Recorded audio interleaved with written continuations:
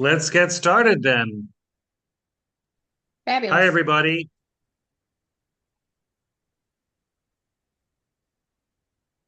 Good afternoon, everybody. Welcome to the JUNTOS webinar for the month of August. It's very exciting to have you all here today. JUNTOS is an association that represents translation, localization, and interpreting companies in Latin America and the Caribbean. And JUNTOS has been organizing for 3 years now, annual summits. The first one was in Rio de Janeiro 3 years ago. Then we moved to Lima, Peru, with triple the number of attendees, went from 55 up to 150. And then earlier this year, we were in Mexico City, also with 150 attendees, which we thought was amazing, given all the headwinds the language industry is facing at this time. So once a month, except in January and March, 10 months a year, we organize free webinars, um, open to all. Speakers are not paid and attendees are not charged, about a very wide range of different topics. Juntos is about bringing people together.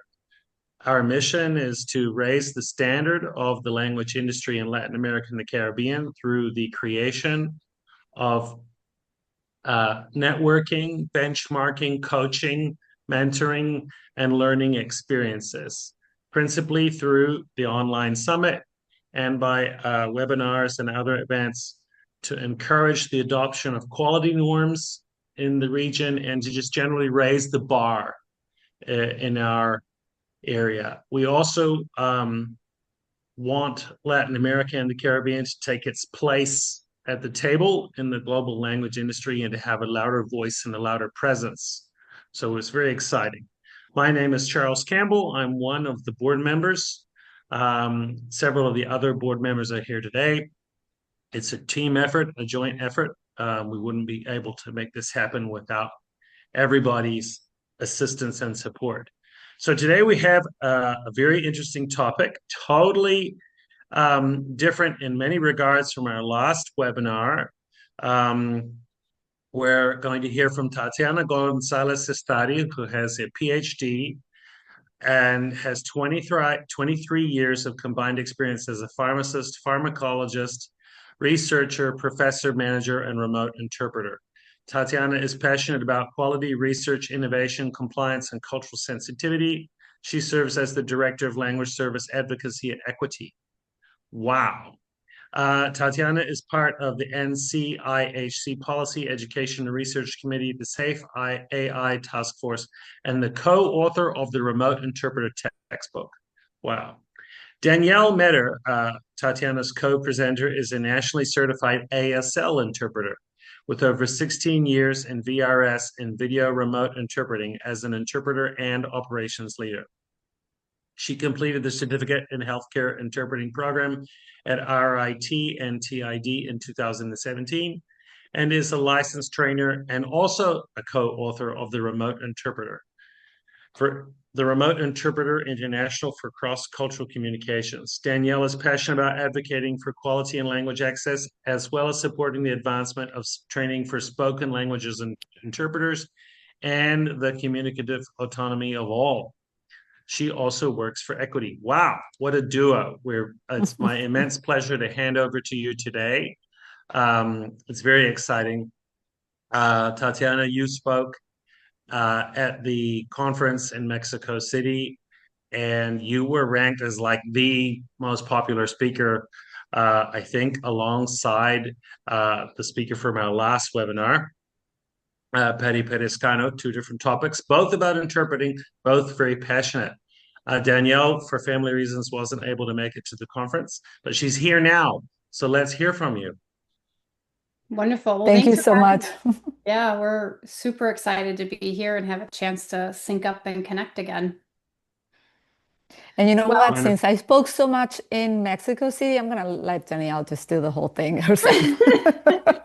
well, the good news is Tati and I started working together on the textbook during the pandemic. So much of our work and our presentations were born in a remote environment. And so it's fun to present again remotely together. And we're excited to talk about what we're going to talk about today. So I'm going to go ahead and share my screen, and then we will kick off. All right, and we are also super attentive to the chat. So please feel free to use the chat or the Q&A feature. We like to talk with you, not talk at you during our time together today. And we'll leave space and time at the end for questions, but we are certainly happy to hear from you in the chat or in the Q&A section as we go. All right. All right, so as introduced, here we are to talk about interpreting, and our topic for today is titled The Interpreter Life Cycle, Quality Impact and Industry Respect. Certainly in your regions, we are working with your interpreters, working with interpreters from all over Latin America and the Caribbean. And that is definitely having an impact here when we think about interpreting services being delivered in the United States, and in particular, healthcare, because that's where Tati and I have our specialty in remote interpreting, but within the healthcare space. And one of the things that I love about presenting with Tati and other spoken language interpreters is that I'm a sign language interpreter, and then there's spoken language. And so often we look at these capacities and roles very siloed, that they're so different. Spoken does this, sign language does this, and all sorts of stuff like that, right? But we love to actually present together because we realize spoken and sign are so similar and they're really great things to learn from each other. But when we talk about interpreting, there's very little that's actually quite different from the two of us when we think of spoken and sign language. All right, and then I see in the chat we've got folks from Rio de Janeiro, Los Angeles. I'd be super curious. I know we'd love to see where the rest of you are coming from. So if you want to put in the chat your location, and we would love to know your engagement and involvement in the interpreting field, or if you're like, nope, we do translations, right? So let us know who you are, where you are, and again, any questions or comments as we go. Awesome. Berlin. Oh my goodness. All right, so that's us. Now, I'm going to turn over to Tati. She's going to walk through some questions. This kind of got the conversation started when she was in Mexico City earlier this year. All right, thanks, Danielle. And as Danielle was saying, it's very important for us not only to be able to lift and highlight the great things happening in Latin America and the Caribbean, but also be a united front when it comes to different modalities and modes of interpreting. So these are actually questions that I brought to Mexico City when we were meeting there. And we wanted to make sure we start with this because well, you're going to know why in just a moment. So for those of you who joined us in Mexico City, you may see some of these pieces a little repetitive, but don't worry. Danielle's going to dig deeper into some of the quality aspects of the presentation. So have you ever heard or someone asked these questions to you? Like, how are interpreters outside of the United States supposed to be good if they don't understand the US healthcare system? Or what percentage of your interpreters are in the United States? Or how can you guarantee the quality of your interpreters? So I want to see reactions in the chat, or if you've heard any of those, if someone, a client, a prospect has asked those questions. All of the above. Deborah, yeah. Okay. And as someone here born and raised in the United States, my understanding of the US healthcare system is not very profound or deep, and it's super complicated and doesn't make sense. And raising 3 kids in the healthcare system, I don't feel like I've learned that much more. But it's so funny that if an interpreter is not from the US or based in the US, that it's assumed they know less than I know or anyone else who's actually using the US healthcare system currently. Yeah, if we can go to the next slide, Danielle. Sure. So why do you think people ask those questions? Or what do these questions have in common? Please type in the chat.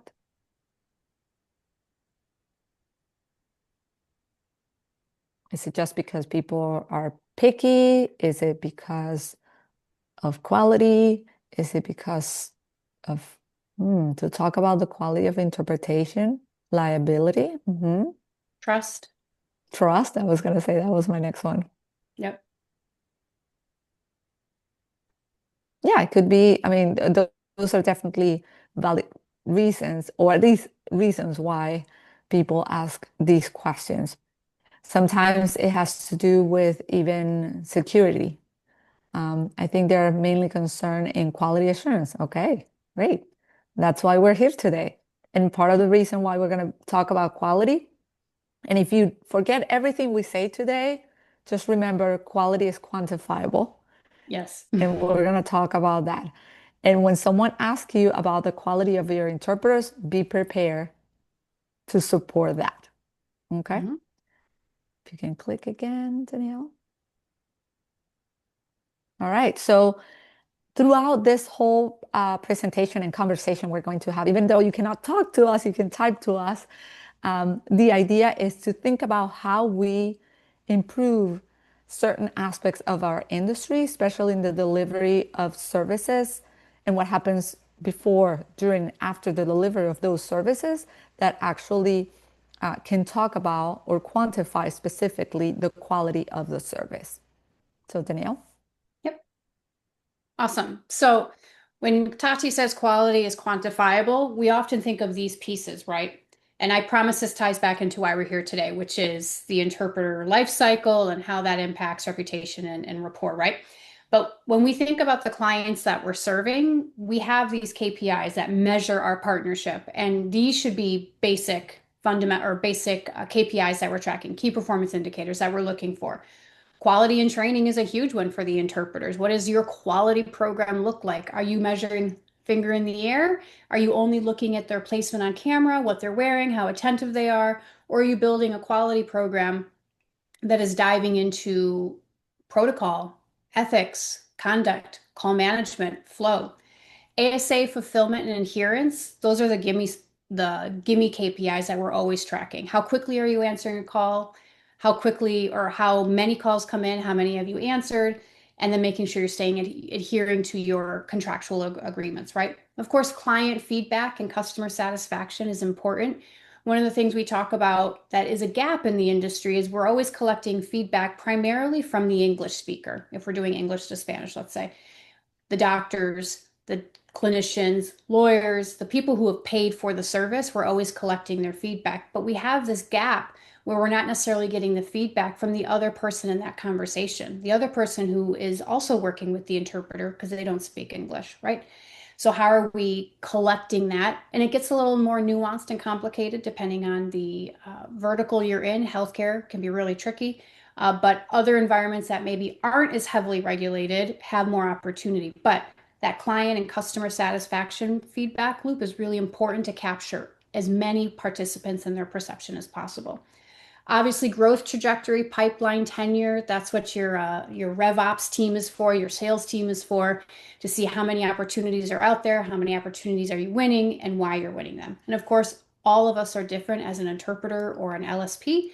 We all offer something unique. So what is that value add? So when you talk about quality, so often we sit here. We sit here looking at, and I say it to the right because you're on my right screen so I can see your face. But what we have here is the high level of what we're looking at. But we know quality does not just mean these numbers, right? We know that quality isn't just during that call, right? Quality starts with so much more than how the interpreter was on the phone, on video, how quickly they answered, how they ended the call.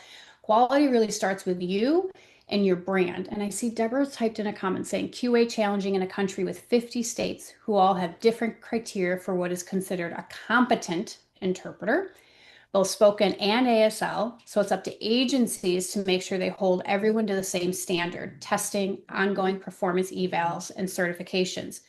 And 100% agree. We should all be operating with the same floor, the same minimum standards, the same expectations of performance that align with ethical standards, training best practices, talking to subject matter experts like Tati and I about how to best deliver the service so that we all know the baseline. And right now, what we see in the market is a lot of fluctuation. One place does it this way, one place does it that way. And really, the folks who suffer the most are the interpreters, and then the folks who are needing to work with the interpreter, because the baseline is different. We don't have one, we're inconsistent in it. So that's why when Tati was in Mexico City, we talked about that, or she talked about that feedback loop of those key data points. And we think quality goes finger in the air, or quality is, oh, they did a good job on that call. But really, we can track that data even more. And when we think about our positioning in the market and as an interpreter or as an LSP, we have to think that our quality is actually rooted so deeply in your interpreter life cycle and who they are. So far, so good. Danielle, Yeah. before you move on to the next slide or part, I really like the comment that Deborah put there in the chat because it also makes us realize that if we're thinking, oh, in each state of the United States, things are different, we're still functioning in at least a pre-pandemic model, meaning a lot of the work in this industry was done, at least in interpreting, was done on site, face to face, in person, versus during the pandemic and after the pandemic, where at least worldwide, half of the interactions are being done remotely. So when we are trying to abide by 50 different criteria or laws, you name them, any guideline, you can't comply with all 50 of them. That's why it's important to have that standardization or unification somehow of the standards for delivering of the service. And you were mentioning the different ways in which we can measure quality or at least prove quality. And I think it's important to also think about when we use metrics such as, oh, I provide a really good training to my interpreters, therefore their service is of high quality. One, how does that prove that the performance of your interpreters is of high quality? And two, and if you guys don't know me, I love to play devil's advocate. So my second question is, what tells you that your training program is indeed very good? So those are the type of metrics we need to think about when it comes to developing our programs and talking to our clients and prospect clients about quality. Absolutely. So if we know quality isn't just in the beginning of or during a call, right? We put this slide together to really think that quality is measured by, as we said, the interpreter life cycle. But an interpreter's life cycle doesn't start when they take their first call with you. It starts when they decide to apply to work with you. And that we think so often about our brand at Equiti, our brand at TBO, our brand wherever we are, and think, well, that brand is super important to the clients we're trying to win. But really, our brand is equally important to the interpreters that we want to hire and want to attract so that they will work here. And again, like we talked before, we're always getting feedback from clients who speak English, but not necessarily the folks who are also needing to work with the interpreter who don't speak English, but have a really unique perspective on the experience and the quality of it. I would say the same thing here. Our clients, our focus should be not just on prospective clients and existing clients, but on interpreters and why they want to work here. So if we look at the life cycle of an interpreter, it really starts with, oh, so-and-so has a job opening, I've heard, and hopefully it's positive things or at least something to intrigue them. And then making sure we're attracting that right profile. Tati just mentioned about training. What's your training throughput look like? Are you recruiting folks based on a profile that's better meant for a CX role than an interpreter role? Or are you recruiting folks who bring to the table less professional experience that's going to be needed because in interpreting, you're using higher executive thinking skills to actually do the job and having to manage people and emotions and tension and technology. And so making sure that you are attracting talent, but the right kind of talent so that when they get into training, you're not losing them and then leaving potentially a bad taste in their mouth because they were recruited for job A when really they were supposed to be recruited for job B. Now, your training quality is important. It's not just here are all the words and glossaries of things that might come up. We've seen it where someone's come to us and says, "Oh, I have lots of great training experience," and we try and quantify it. We don't really understand anything other than you got 40 pages of automotive terminology provided to you, and that's not training, right? You want the interpreters to feel confident when they take those first calls, and inevitably in those first calls is going to be a situation that you could have prepared them for because it's really common, but is enough to keep them confident and know how to respond so that you're not responding to a client complaint that says the interpreter didn't know what they were doing, and then our response has to be, "Ooh, yeah, they're new, sorry, that was their first day on the job," right? Making sure that out the gate, they're really well prepared. And like we said before, training standards are kind of all over the map. There are some LSPs out there that offer 40 hours of training, others that offer 120 hours of training, others that do a quick 2-week training, but really it's not a lot except asynchronous training behavior, and no one really knows how much they internalized. So when we're looking at that relationship and rapport you have with your clients, we have to make sure we're paying attention to it with the interpreters, because as we all know, they're the product, they're the brand, they're the ones who are out there, and their performance will indicate whether you are a reliable partner for language solutions. And so interpreter training on the front end is definitely an investment. It takes time. There's going to be some attrition. Naturally, it happens, but making sure the attrition isn't because of a mismatched hiring profile, and that your trainers have been there, done that, know how to support them and get them to a point of confidence so that on day one, yes, it's going to be a new job, a little bit overwhelming, but they've really got a strong foundation from training that is going to avoid concerns and complaints later, either high turnover. We know that 45-day attrition number, we want to see it really low. We want minimal complaints. We want positive feedback. We want people to go, "Oh, I love working with X company because their interpreters are great."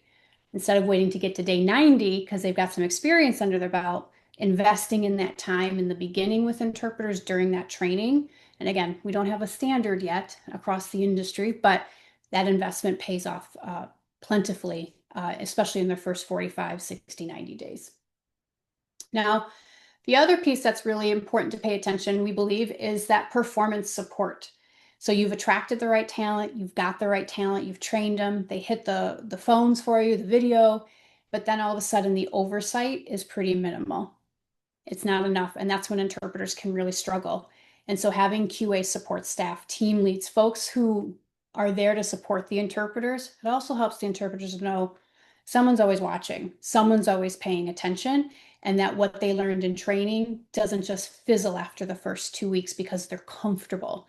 And again, the interpreters will know they're being supported, so their performance is better, which helps the brand, which helps maintain that relationship and rapport you have with your clients and continue the feeling and the trust that you're a good provider and you're bringing in more interpreters and it's not a risk to the brand or the quality. Now, continuous learning is really important for interpreters too. Yes, interpreters are in the hot seat, but there are definitely folks within your programs that are meant for more, and not necessarily meant for more outside of your organization. For example, Tati and I started out as interpreters, and now here we are, but it was because there was continuous learning opportunities available and roles that were made available to interpreters. And we like to say it takes an interpreter to understand an interpreter. And so quality assurance roles, training roles are really best for your best and seasoned interpreters. That incredible talent doesn't go back out into the marketplace at a competitor. It stays within your house, and continuous learning and career advancement together really help bring up interpreters to other roles that are going to have massive positive impact on the service delivery and the support, which then goes back to when their friends say, "Hey, you should apply here," the brand and the name recognition, not just to clients, but to interpreters, is really, really strong. And then, of course, the professional connection piece. I recognize several folks on this call, and I know where they're working and the companies or agencies they own. And it's nice to see their association and affiliation. That's important for interpreters to know so that it doesn't feel like I'm just a number. And that, again, the interpreter's performance is everything. You may have really big clients, and a bad batch of interpreter performance behaviors can ruin a lot of things and put all of us into a position where we asked those questions before. Well, they're not in the US. How could they possibly know? Well, they're not in the US. The standards must be different. Because if we're not attentive to these things, then we risk this misconception of interpreters who are not based in the United States being less than an interpreter in the United States. And we know if we were to only source US-based interpreters, we would never have enough. And so we need the partnership of the agencies out of Latin America and the Caribbean. We need the talent, the incredible talent that exists there to make sure we can meet the needs and demands, especially for the US-based companies requesting interpreting services. The mean side of me many times think about the fact that in many of these Latin American countries, there are very rigorous and thorough programs for interpreters and translators, which I mean, university and college courses, and which is not necessarily the case in every institution here in the United States or every state of the United States. Well, no, and what you've talked about in Mexico and what we've talked about with others is the translation industry has got it on lock. I mean, they know what they're doing, the certifications, the process. Not just anybody can become a translator and do a good job. And the same should be said for interpreting. And so if the translations world can get everything standardized and organized with minimum expectations, then there's no reason the interpreting field can't do the same. And in 2025, with really great organizations like JUNTOS, we see ALC and other organizations, there is clear resources available to help lay the minimum standards necessary, and not just about how to win the contract and win the client, but also how to get interpreters into positions and roles with the fundamentals necessary to not only maintain the industry, but raise the expectation of what it means to be a professional interpreter and how to expect them to conduct themselves at work, whether remotely or in person. Because Adriana said it here in the chat, there's no general training for interpreters, certification, nothing in California. And I would say that's true in almost every state. In the US, there's several states that have some requirements, some licensure requirements, but it's not always mandatory, or there are ways to work around it. And so again, not having that standardization ends up putting the profession and the folks relying on the service at risk. Or they are still based on what I was saying earlier, a pre-pandemic model. And if you're trying to be licensed in a specific state, then you have many limitations because you're a person working remotely and you're not physically located, let's say, in a particular state. So we have to rethink all these things because, as you were saying earlier, the one who suffers is, the interpreter or the ones who need the service. So if it's language access that we're trying to provide, many times with if we don't really go through very thorough process and research, we make decisions that actually affect the overall access to languages when we're trying to just, let's say, I understand, with licensure and all that, we're trying to elevate certain things in our profession, but when we limit it too much, then we're actually jeopardizing access to services. So it's finding a balance that's difficult. Right. And the interpreters need to feel supported as we look at all of this, right? So I think about, I'm going to actually go back a couple of slides here. I look at client feedback and customer satisfaction. So you get the feedback from a client and absolutely it's not good, but how do you work with your interpreter? What does your tenure look like? And of your tenure, what does the complaint cadence look like? And then of the folks who do get complaints, because it's going to happen. You take enough calls, someone has a bad day or any number of things happen, you're going to get a complaint. So do the interpreters feel like you have their back? So I get to support, the privilege of supporting the team at Equiti that works with interpreter performance feedback. And it is led by a team of interpreters. And it's been wonderful because the default is siding with the interpreter. Now, certainly, as we dive into the details of the complaint, that may change. But the interpreters know that we have their back, that we go, all right, probably a misunderstanding, or maybe they didn't understand how to work with an interpreter, or no, that was not a good day for you. And how can we support you so that you don't do that again, or you have different tools and strategies. So if something like that happens again, you respond differently. And again, we worry so much about client perception that really the brand and the relationship, the trust, the rapport that you have in the industry is so contingent on the interpreters knowing if Tati's going to call me for a complaint, yep, I knew it was coming. It was a bad day and I'm sorry, but we're going to work through this together with some skill development, some soft skills coaching, because so many of the things that interpreters tend to struggle with is the soft skills in really tough situations. And again, does your training reflect those things as you learn it?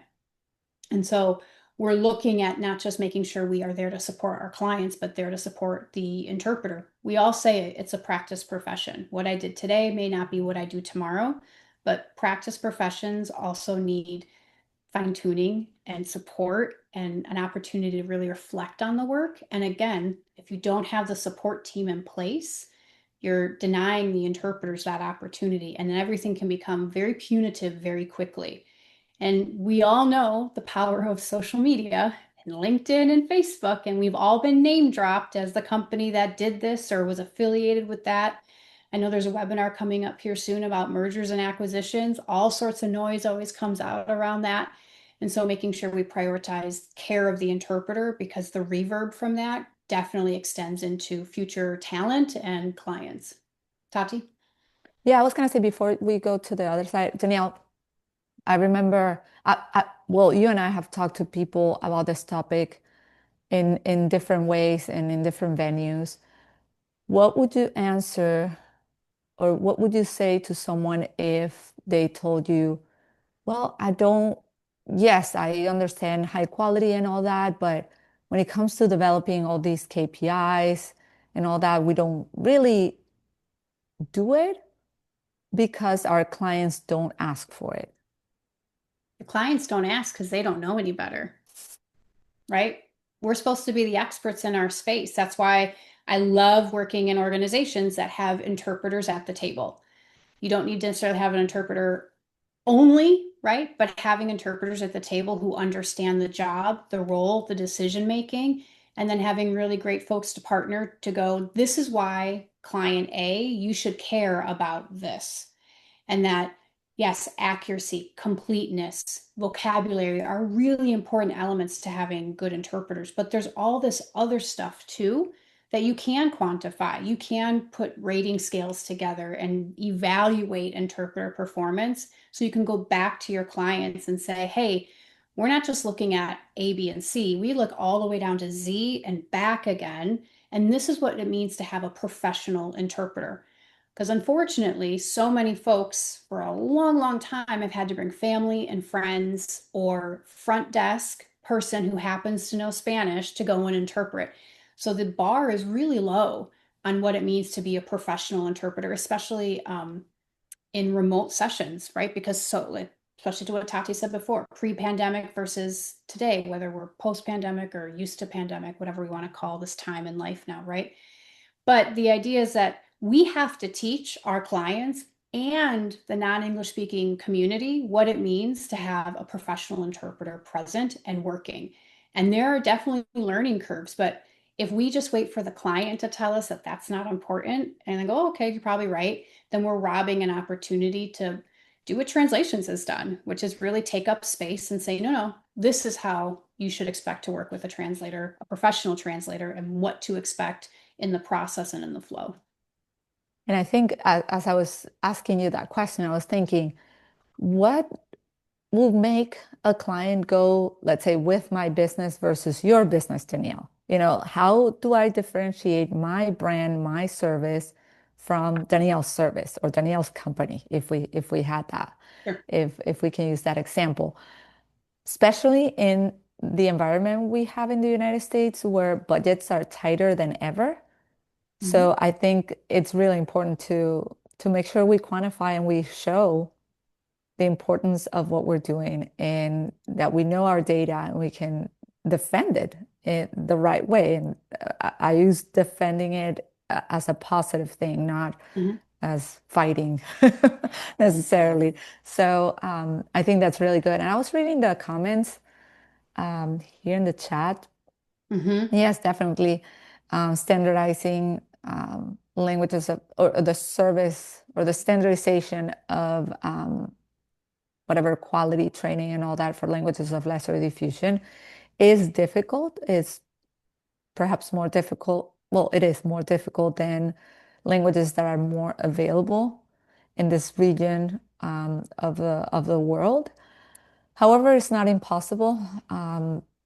Nothing is going to be exactly the same for all languages and all modalities, and also all even times of the day, like all of that really affects. But we just need to continue to think of innovative ways to develop, you know, KPIs and have benchmarks that are applicable to the specific languages. And then, yeah, quality, but usually the bottom line. The bottom line, right? Yeah, and it's yeah. true, but one of the things that we have to think about how we communicate is the ROI on the investment in the human capital and in the quality. That's why I said earlier, your interpreter life cycle, it has different levels of investment, and your quality starts even before you are recruiting someone. It starts with what people know about you. But the time and money and resources you put into your training programming is huge. There's going to be learning on the job. We all do it. In all of our roles, we're constantly learning on the job. In interpreting, the risks are pretty great if there is a learning error made, because there is no fact checking before the interpretation is out the door, right? The interpreter said it, there could be unintended consequences. But the training timeline and the content and the tone set with interpreters is critical, so that the interpreters know not only am I being trained with quality training material, and there's lots of great material out there, but I'm also being taught and trained in an environment where I am part of the feedback loop. So yes, we have KPIs of client feedback, customer satisfaction, ASA, fulfillment, adherence. We have all of that, but the interpreter's part of the feedback loop is I'm going to be monitored, and I'm going to be evaluated, and I'm going to hear about it. Interpreters, especially sign language interpreters, are really bad at taking feedback because we have a diva nature to us as sign language interpreters. But we've also not been trained in an environment where we were taught feedback is going to happen all the time. And the great thing about remote interpreting, and I've heard Tati say this often, is, well, how often are you monitoring an interpreter in person? Actually, your quality assurance programming and processes are so much better in a remote environment, because you can monitor and watch interpreter performance and nobody has to know about it. Silent monitoring, being a spy watching calls, but then evaluating an interpreter to then coach them later on what their choices were and how that impacted the performance and the outcome of that call are huge. So again, the brand and the quality is not just these ASAs at a high level, it's all this other stuff that we've looked at too, right? Your recruitment profile, there's metrics assigned to every single one of these. What's your recruitment profile look like? You got 100 applicants, but only 50 were good. And of those 50, only 25 graduated. And then those 25, 10 drop off in your 45-day attrition. And then you have 25, 15 left. 15. 15. I'm not the math one in this relationship, Tati is. Then you have 15 left, and then they also have complaints, feedback, schedule issues. And then 5 leave for a better opportunity at a competitor because they can take the experience with you and go, I deserve to be in QA and you didn't make that available to me, right? Or I like working with you, but I don't think you're really being a change agent in the market, so I'm going to go somewhere else. So your 100 brings you down to 5 or 6 or 7 people, which then means you have to recruit more and recruit more and recruit more. And then your brand really only has interpreters with an average tenure of 6 months. And so then the maturity of your pool of interpreters has an impact on the market respect you have from interpreters and from clients. Yeah, we've been working with agency XYZ, but I swear everybody I get is a new interpreter. And so all those numbers you can track in these 6 areas on top of what you can track here. But we focus so much on this and not necessarily the back end of things to realize the interpreter's life cycle actually has a profound impact on my ASA fulfillment and adherence and my client satisfaction scores, right?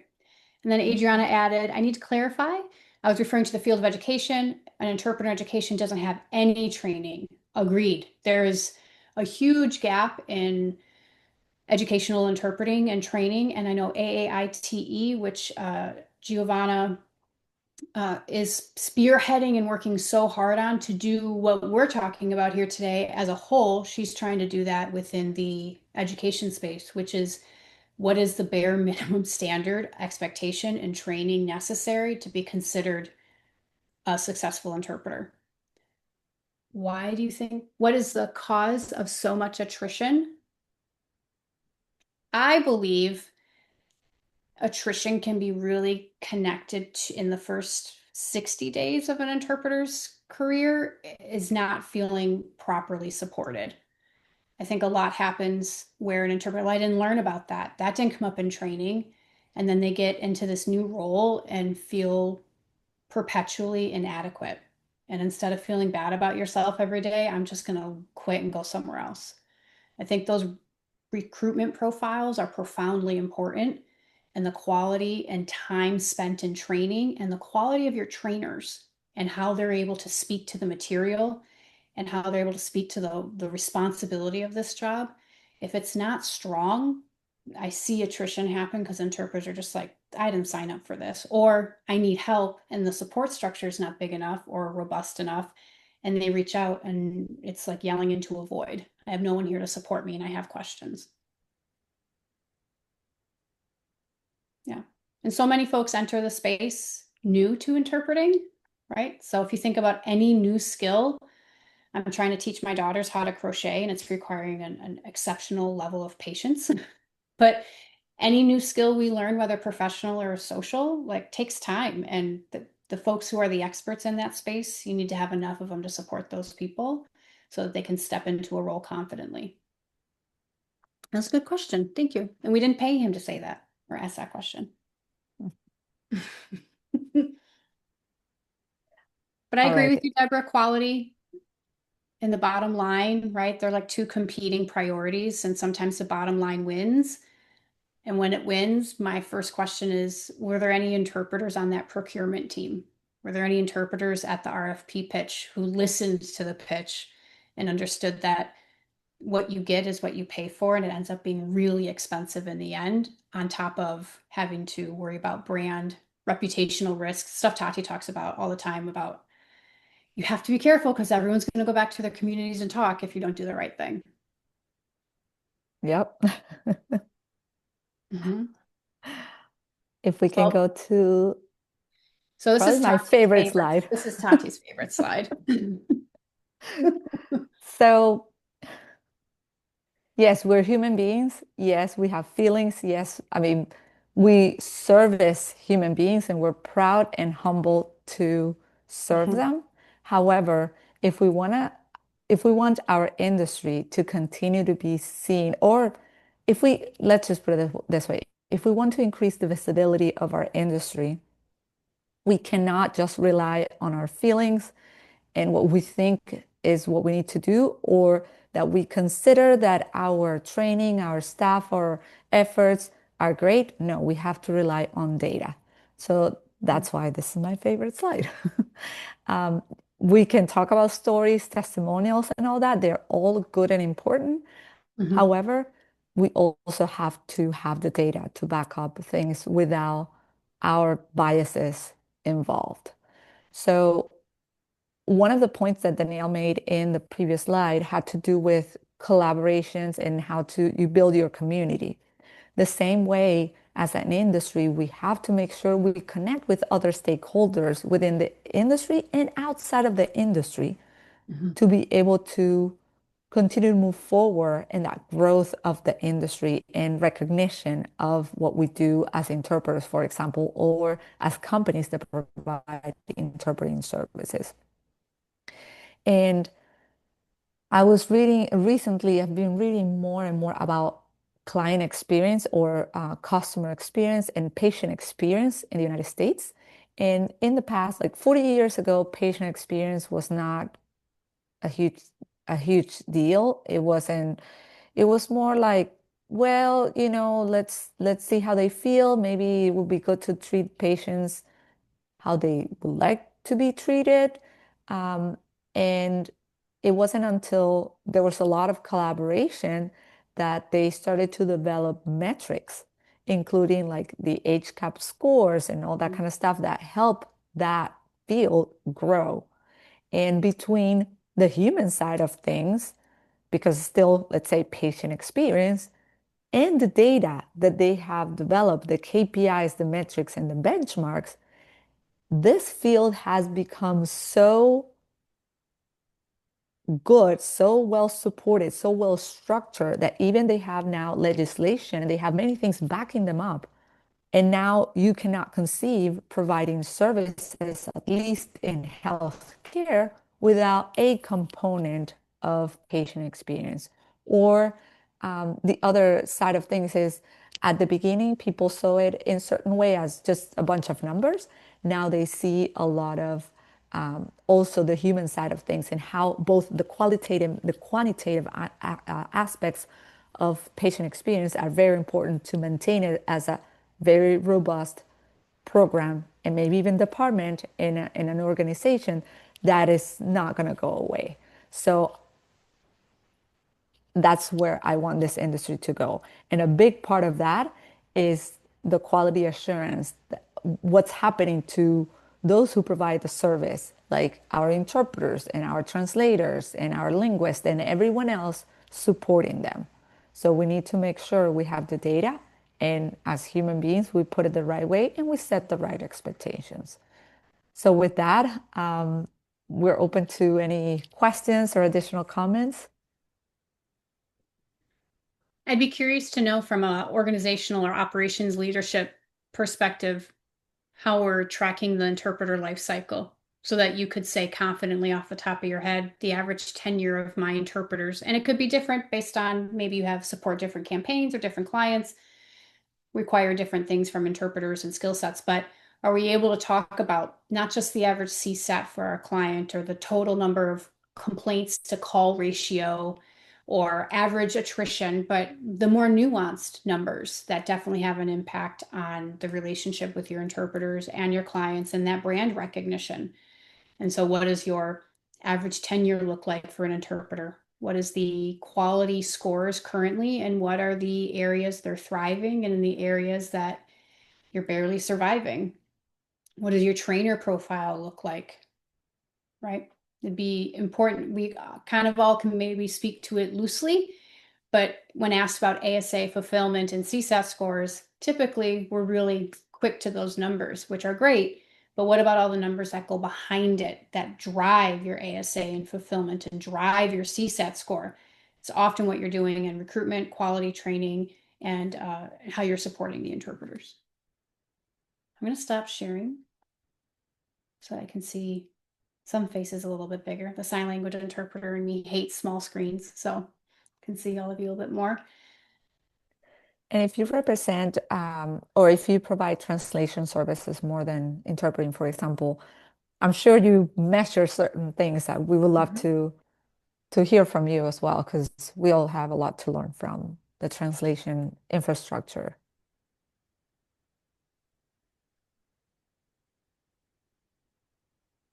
Or if you watch this later, reach out to us so we can answer those questions for you too. Absolutely. And since I'm not sure if we said it, Danielle, ASA is average speed to answer for remote interpreters, especially when they're on demand. Yep. Fulfillment, how many calls provided and how many calls answered by interpreters. All the fun nerdy metrics that sometimes you don't think about when you get into the interpreting business. I'd encourage you to look at your current organizational structure and how high up do you have an interpreter or former interpreter? And if it's not an interpreter, does an interpreter have their ear? Someone who can say, this is what's going on. Charles? Thank you very much, Tatiana and Danielle. Are there any last questions before we finish out with an institutional message from Juntos this afternoon? Or this morning, depending on where you are on the planet?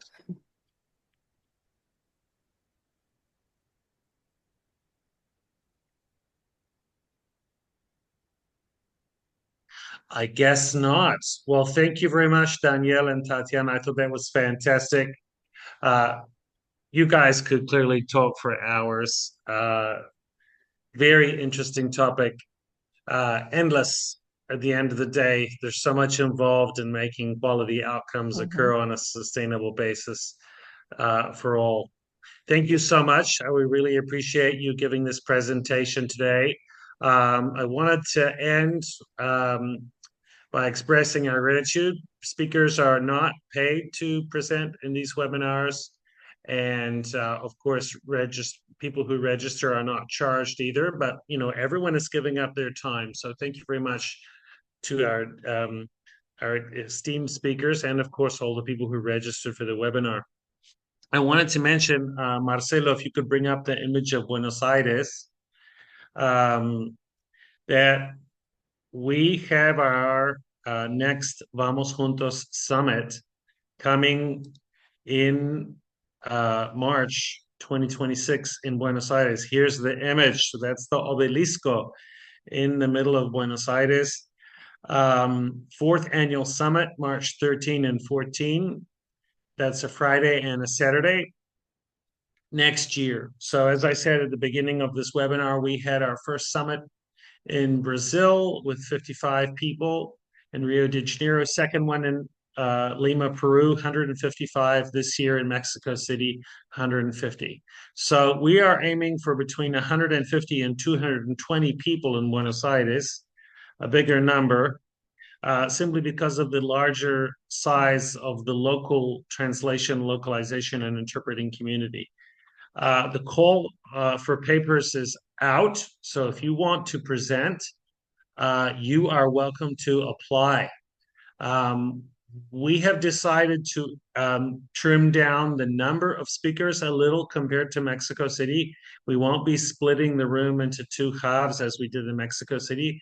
So there won't be room for quite so many speakers this time round, which means that competition will be fierce. There's no theme, so you can talk about whatever you think is appropriate within the spectrum of our industry. So you could talk about quality, you could talk about sales, marketing, leadership, vision, quality norms. Quality norms don't matter. Whatever, quality doesn't matter. You can play the devil's advocate. There's a million things you can talk about. Curses to you, Charles, for saying quality doesn't matter, even as a joke. It was a joke. That's a quote from 𝗏𝗏 𝗏𝗏𝗏𝗏 about 20 years ago. I guess what he meant was it's a given. So if you don't have quality, you're not even in the game. But AI, of course, AI, I was going to forget AI. Wouldn't that have been nice to have just forgotten AI entirely? But of course, AI will be a hot topic, talking about how it's its huge potential, or how it's under delivering or over delivering, or whatever your take is. So the call for papers is open. Look forward to hearing from you. The board of Juntos will be reviewing the people who have submitted potential presentations around about mid-September. Time flies. Mid-September is just around the corner. So we'd love to hear from you. We're hoping to get fresh new speakers. That doesn't mean that we won't repeat speakers, but we definitely won't repeat all of the speakers. That's for sure.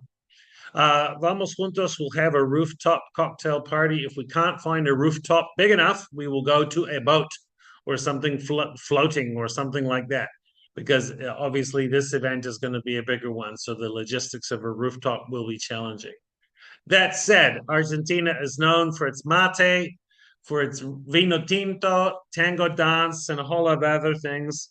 You can do side trips from Buenos Aires to other parts of the country. You can hook up with all your Argentinian friends and co-workers. It seems that everybody in the translation, interpreting, and localization industry has a friend, a co-worker, a former mentor, a mentee, you name it, in Argentina. Argentina is definitely in the loop. So we look forward to seeing you there. Registration is not yet open. It will be open around about when we finish the call for papers. So exciting times. Tatiana spoke, as I said, in Mexico City and was received with great applause. So it was wonderful to have you and Danielle back today. Thank you. What a repeat, and with new material as well. So thank you, everybody. Next month's webinar will be announced very soon. There are many hot topics at the moment, and particularly related to language access, and we'll be announcing that any day now. Thank you very much. And for those who registered, of course, you will have access to a recording of the session, because we had over close to 200 people registered, but clearly not everybody was able to actually make it, but they will be able to watch the recorded session. Perfect. Thank you. And Charles, well, thank you so much, everyone, for having us. This was great. I'm excited to continue collaborating with Juntos. And know that you have a question in the chat about whether the presentations are in English or Spanish in Vamos Juntos. That's a very good question. So in the past, they were mostly in English and just a couple in Spanish, but there were interpretations provided into English for the presentations in Spanish, but not for English into Spanish. We are planning to rectify this for Buenos Aires, but obviously there's an expense involved, but we have to lead with the example. We are in the translation and interpreting industry. We would assume that almost everybody there will speak English, but I think we're going to have more attendees who won't speak Spanish. So who knows? We're on to the topic. Don't worry. Well, gracias y buenas tardes. Boa tarde. Thank you so much. Goodbye, everyone. Thanks, Bye everyone. bye.